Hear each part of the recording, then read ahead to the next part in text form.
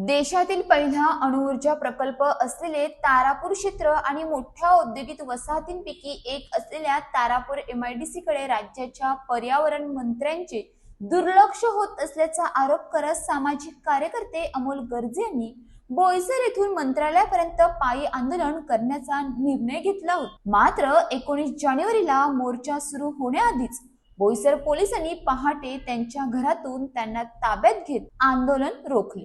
यामुळे परिसरात तीव्र संताप व्यक्त केला जात आहे। 70च्या दशकात उभारलेल्या तारापूर MIDC मुळे परिसरातील नागरिकांचे आरोग्य गंभीर धोक्यात आले आहे।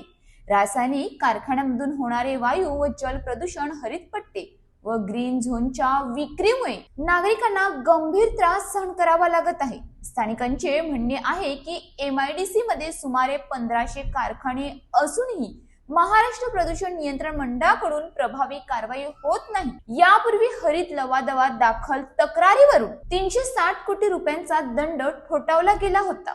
तरीही मागील 2.5 वर्षात पर्यावरण मंत्री पंकजा मुंडे यांनी MIDC ला भेट दिली नाही। पालघर जिल्ह्यातील जमावबंदी आदेशाचा आधार घेत बोईसर पोलिसांनी भारतीय नागरिक सुरक्षा संहिता कलम 168 अंतर्गत आंदोलन बेकायदेशीर ठरवले। वाहतूक कोंडी आणि कायदा सुव्यवस्थेचा प्रश्न निर्माण होऊ नये म्हणून मोर्चा रोखण्यात आला। अमोल गर्जे म्हणाले, बोईसर ते मंत्रालय पायी आंदोलन करण्याचा माझा निर्णय होता, मात्र आंदोलन सुरू होण्याआधीच मला ताब्यात घेतले। वरिष्ठांच्या आदेशावरून लोकशाही मार्गाने होणारी आंदोलने दडपली जात आहेत। नमस्कार मित्रांनो, मी अमोल गर्जे आता बोईसर पोलीस स्टेशन मध्ये उभा आहे। झालेलं असं की आज 19 जानेवारी 2026 आजचा दिवस हा आमच्या आंदोलनाचा दिवस होता। बोईसर ब्रिज ते आम्ही मंत्रालय पायी चालत जाणार होतो। जो विराज कंपनी आणि मनन कॉटसिन कंपनीकडून जे घातक वायू प्रदूषण होते त्याच्या विरोधात झालं असं की आज आमचं जे आंदोलन होतं सकाळी 10 वाजता, त्याच्या आधीच 9:30च्या सुमारास बोईसर पोलीस स्टेशनच्या कर्मचाऱ्यांनी म्हणजे बोईसर पोलीस स्टेशनच्या पोलीस ऑफिसरांनी मला माझ्या राहत्या घराच्या खालून त्यांनी त्यांच्या ताब्यात घेतलं। त्यांनी मला सांगितलं असता आम्ही या ठिकाणी पोलीस स्टेशनमध्ये आलो आणि तुम्हाला सांगतो 200 ते 250 लोकांचा जमाव हा त्या ठिकाणी होता, ज्या ठिकाणी आमची आंदोलनाची सुरुवात होती। आम्हाला शुभेच्छा देण्यासाठी बोईसर शहरातील युवा मुलं हे त्या ठिकाणी आले होते।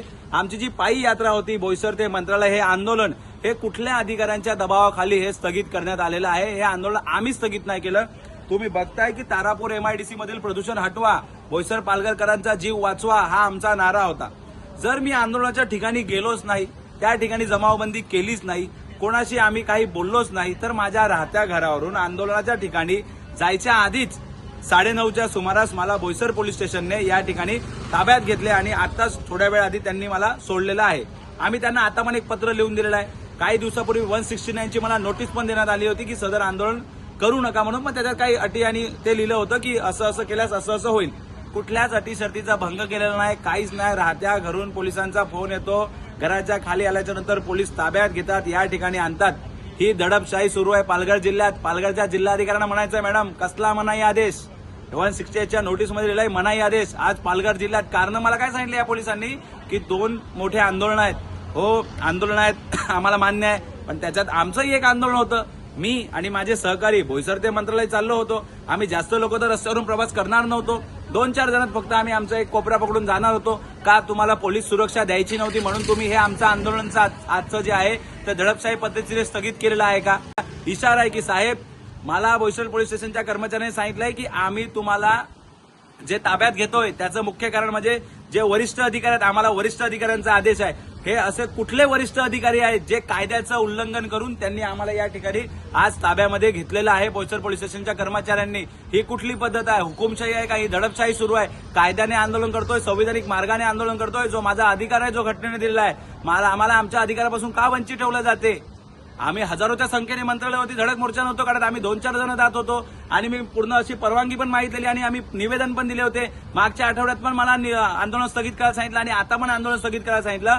झालेल्या आज पूर्ण प्रकरणाचा मी जाहीर निषेध व्यक्त करतो आणि पूर्ण या प्रकरणाची पालघरच्या जिल्हाधिकाऱ्यांची, पोलीस अधीक्षक असतील आणि या ठिकाणी कर्मचारी असतील, माझा त्यांना सर्वांना एकच विनंती आहे, हा प्रकार का झाला आणि कुठेतरी ही हुकुमशाही आहे आणि या ठिकाणी पूर्णपणे दडपशाही झालेली आहे की या विराज प्रोफाईल कंपनीचं आम्ही आजपर्यंत नाव ऐकलेलं की ही खूप मोठी कंपनी आहे। का विराज कंपनीची प्रशासनावरती दडपशाही आहे का? मंत्रालयातून कोणाचे फोन आलेत का की अमोल गर्जेंना येऊन देऊ नका? आता नक्कीच याच्या मागचं जे काय कारण आहे हे जनतेसमोर आणलं पाहिजे प्रशासनाने। आणि एक विनंती करेन, जनतेला माझं एकच सांगायचं, सर्व युवा मुलांना बोईसरच्या, घाबरू नका. अजूनपर्यंत पोलिसांनी आम्हाला ताब्यात घेतलं होतं, आता सोडलेलं आहे.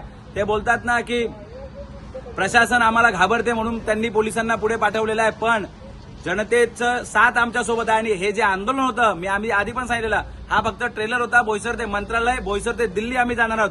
आता पुढच्या 2-5 दिवसामध्ये, आता लवकरच मी तारीख डिक्लेअर करतो आणि पुन्हा जिल्हाधिकाऱ्यांना निवेदन देणार, पोलीस अधीक्षकांना निवेदन देणार, मुंबईच्या आयजींना निवेदन देणार आणि आंदोलनाला सुरुवात करणार. 2 आंदोलनं पोलीस प्रशासनाने आणि पालघरच्या जिल्हा प्रशासनाने आमचे थांबवलेले आहेत.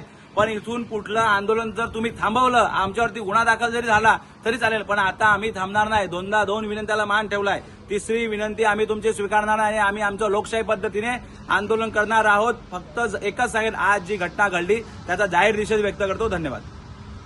अशाच ताज्या बातम्यांसाठी आमच्या न्यूज पोलीस रिपोर्टर चॅनलला लगेच सबस्क्राईब करा आणि बेल आयकॉन दाबायला विसरू नका.